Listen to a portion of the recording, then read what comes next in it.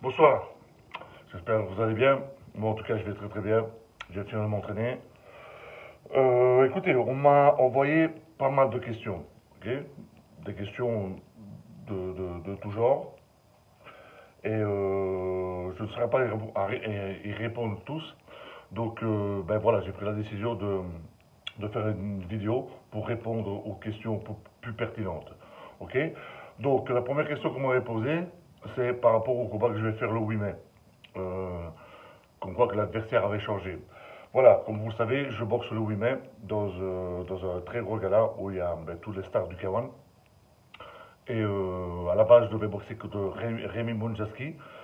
Rémi Mounjaski, malheureusement, est blessé à l'œil. Beaucoup de personnes m'ont dit que comment ça se fait, comment est-ce qu'il peut savoir qu'encore au mois de mai, il va être encore blessé. Écoutez, moi les gars, je ne vis pas avec lui. Je ne vis pas avec lui. Il a boxé les plus grands guerriers. Je ne vois pas pourquoi il devrait tout simplement mentir ou chercher une excuse pour pas me boxer. Je pense pas vraiment pas. C'est pas ce genre. Il a boxé les meilleurs. Donc je pense pas que c'est ce genre. Je ne vis pas avec lui, les gars. Donc je ne saurais pas avoir les réponses. Certainement, c'est vraiment vrai. Il a vraiment un problème à l'œil. Le poids du comment, il a dit, ça c'est son problème. Ok. Par rapport au changement d'adversaire, vu que vous savez, je vais boxer Stéphane Leco. Euh, Beaucoup de personnes m'ont dit que voilà, Stéphane Leco, il a fait quelques performances qui n'étaient pas bonnes. Ces moments-ci, il est plus ce qu'il était, et c'est un vieillard, etc. Écoutez les gars, avec le temps, j'ai appris que pour savoir quelqu'un ce qu'il va faire, regardez ce qu'il a fait. Ce qu'il a fait, ce garçon-là, à l'air de rien, il était dans le top, comment dire, du K1. Ok, il a fait des très gros résultats. C'était le premier Camille Kao Badari.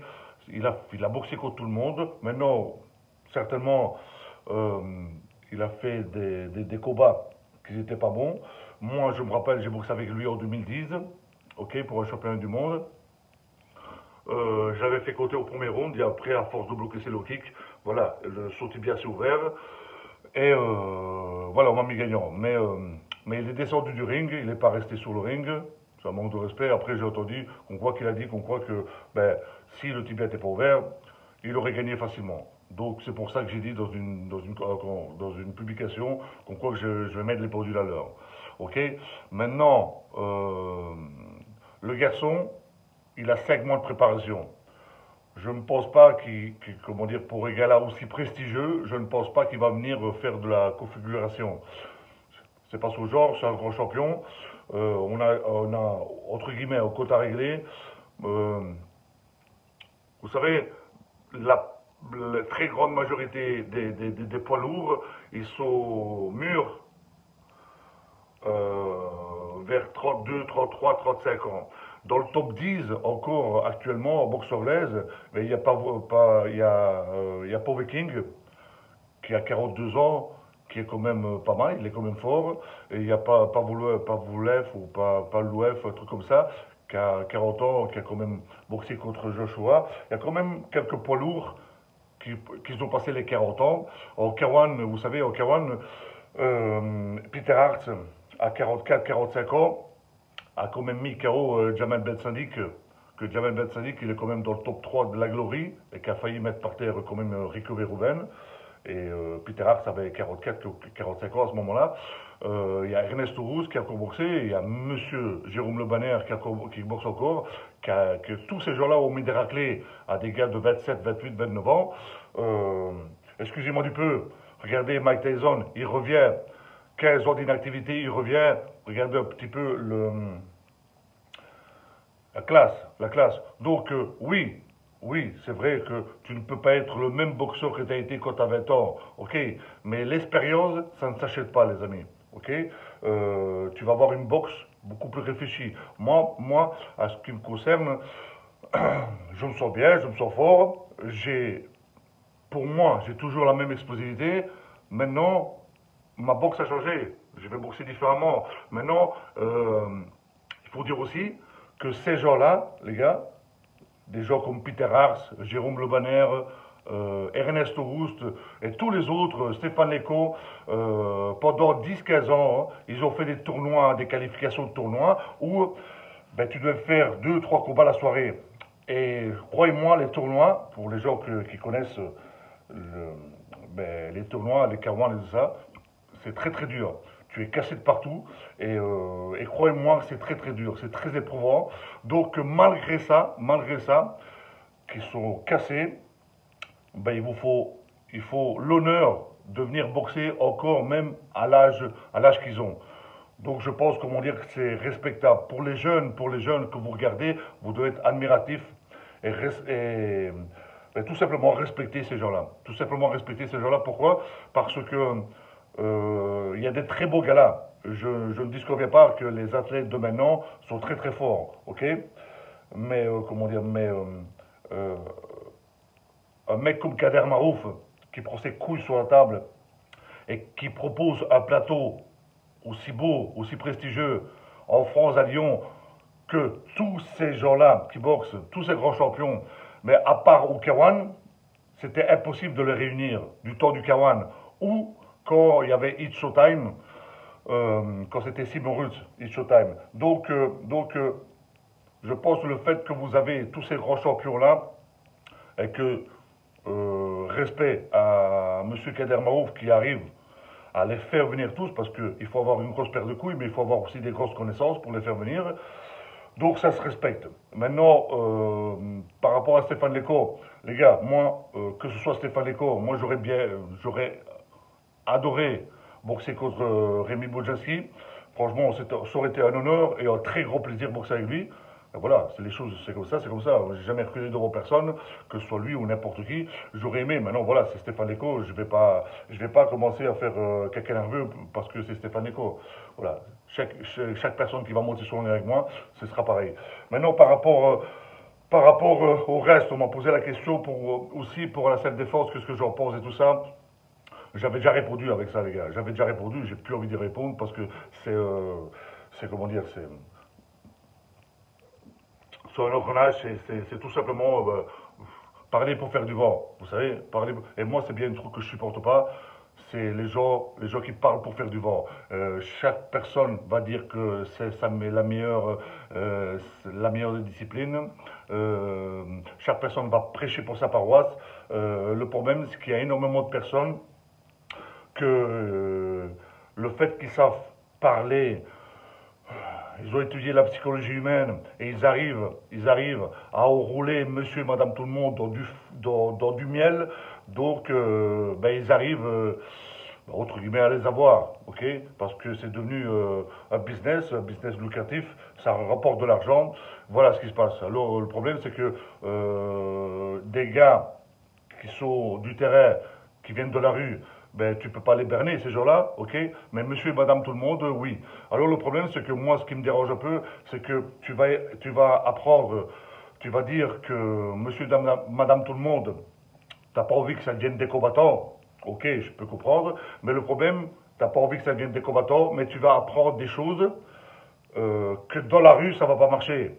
Alors on ne demande pas que ça soit des combattants, mais 85 à 90% des agressions qui se passent dans la rue, ça démarre avec des droites, hein. Ça démarre pas avec le reste. Donc, si tu n'apprends pas à monsieur et madame tout le monde à savoir frapper et à savoir c'est quoi prendre des coups, ben, je suis désolé, à un moment donné, tu penses qu'à ton portefeuille, c'est tout. Voilà, moi maintenant c'est ma vision. J'ai pas envie de rentrer dans des conversations stériles avec ça parce que ça va pas s'arrêter. Voilà, une autre question qu'on m'a posée, c'est la dernière, bah, parce qu'après, je vais aller manger, j'ai faim.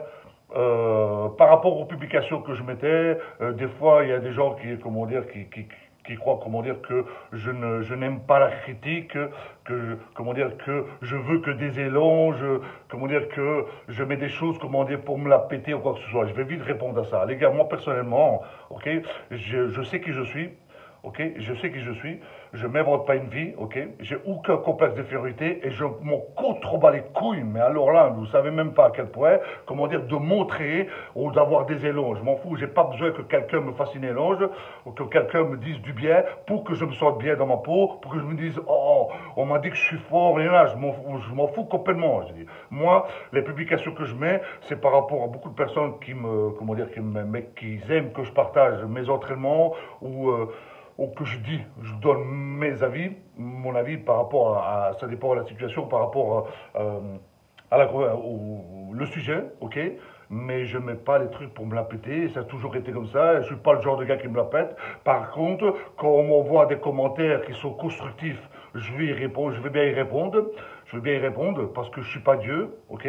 J'ai pas la infuse, je suis pas Dieu, ok? Mais si on m'envoie des commentaires constructifs, il n'y a pas de problème. Mais si on m'envoie des commentaires qui sont complètement ridicules, des gens, comment dire, qui savent pas, comment dire, mais faire une gauche droite, ou des gens mais je sais pas de quelle planète ils viennent, et ils veulent parler de boxe ou des choses que je ne vais pas prendre la peine de parler avec eux. Alors automatiquement, ben, on va croire que je sais pas, je me prends pour qui? Je me prends pour personne, les gars. Je me prends pour personne.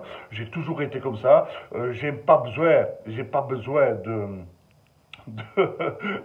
d'avoir d'avoir des commentaires où on me met tel plus fort, tel plus beau, tel plus chic, tel plus tchac. Ok, les gars, j'ai confiance en moi, j'ai peut-être personne pour savoir ça. Ici, je fais un partage, je partage avec vous, ça me fait plaisir. Comment dire, je remercie 1000 fois les gens qui me soutiennent. Ok, je suis toujours, je l'ai toujours dit, mais je suis désolé pour les frustrer. Si vous comprenez pas, comment dire, parce que vous n'êtes pas capable de faire tout ça, et que la seule chose que vous savez faire, c'est critiquer et tout simplement ouvrir votre gueule pour faire du vent, parce que derrière un clavier, mais comment dire, vous vous sentez puissant, parce que au fond de vous-même, vous savez très bien que vous êtes des parasites et vous êtes faibles. Ça, c'est pas de ma faute, ça, les gars. Ça, c'est pas de ma faute.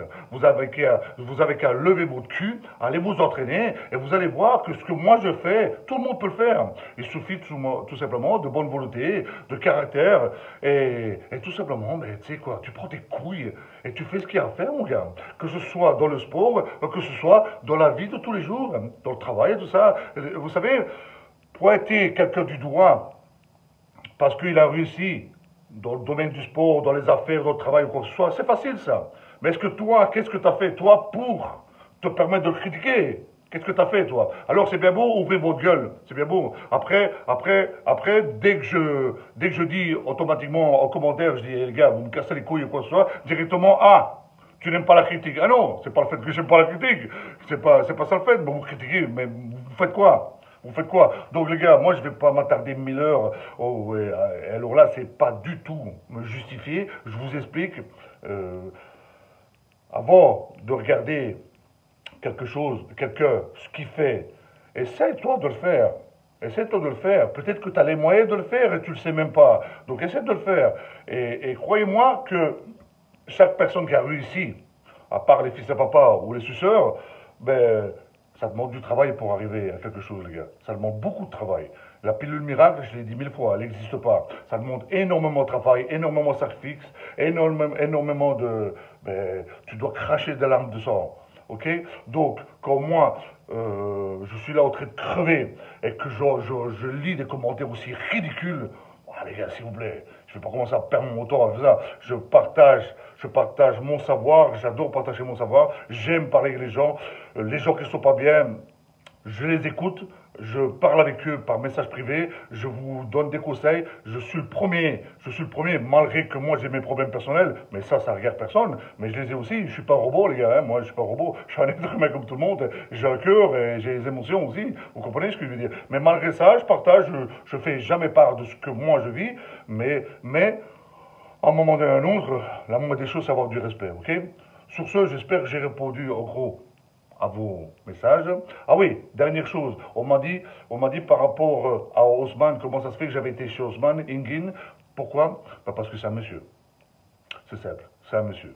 C'est un monsieur qui s'est fait trahir, c'est un monsieur, comment dire, qui a vécu à peu près les mêmes choses que moi j'ai vécu, même s'il a 10 ans plus que moi, et ça se respecte. De un, de deux, il a vécu, de trois, il sait, par A plus B, parce qu'il a 200 combats, ce que moi je vis, Parce que c'est pas quelqu'un, c'est pas un entraîneur en pacotille, ok? C'est un entraîneur avec des couilles.